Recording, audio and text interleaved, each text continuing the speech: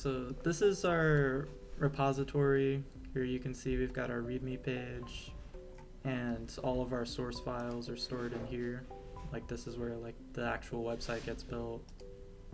For our GitHub action workflow, you can see that like up in actions, and then CI for main branch. Like this shows like our workflow like runs, and right now like we have like a basic like workflow file that will build, lint, and then validate like all within like the GitHub actions like on the like GitHub repository.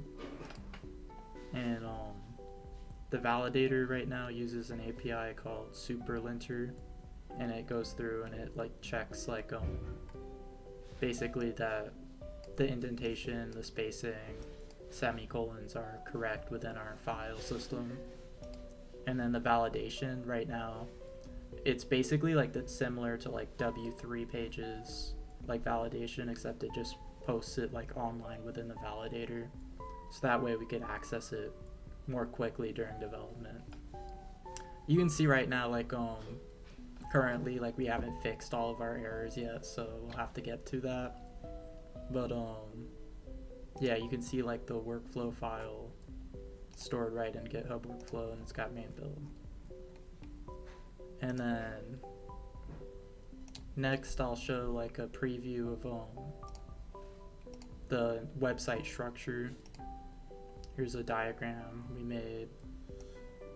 So the main structure of the website is we have a home page, and on this home page you'll be able to see the types of like the different recipe objects you have created, as well as the title and the time to make those like individual recipes.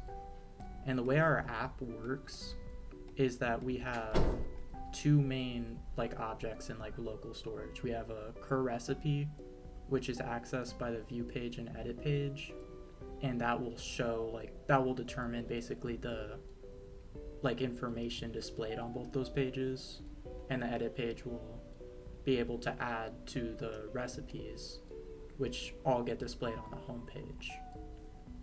So like both of the page, all three pages kind of communicate using this local storage, and we have no server to store the data. Everything's like on the user's local computer, so our website is purely local first. And yeah, that's about it for our repository and our GitHub action building, and I'll go to the website. Okay, this is the demonstration for our recipe creator webpage. And the first thing we wanted to do is like press the button of create recipe and then put a name for this recipe. In this case, we're gonna call it test number 2. And outer name is Meron.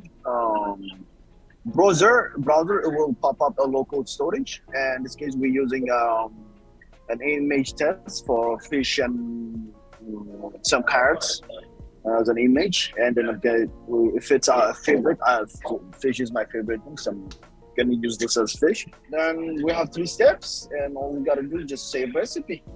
And this is once we have all the amount of recipes we wanted to add into our local storage. We can go to any test we want to. For instance, I can go to this test 1 originally, and I can access all the information I need for this recipe, like how long it would take me, how easy it is, instructions, the size I'm gonna use, and the steps. I haven't described the steps I need, but you can add the steps here. And this is how you access, you can see. And then I can go back to home page. I still have the test, the original test, and this is the test 2, second one. They all have the same format where you can go access what you've loaded for your recipe. And this is then in glance to see your home page.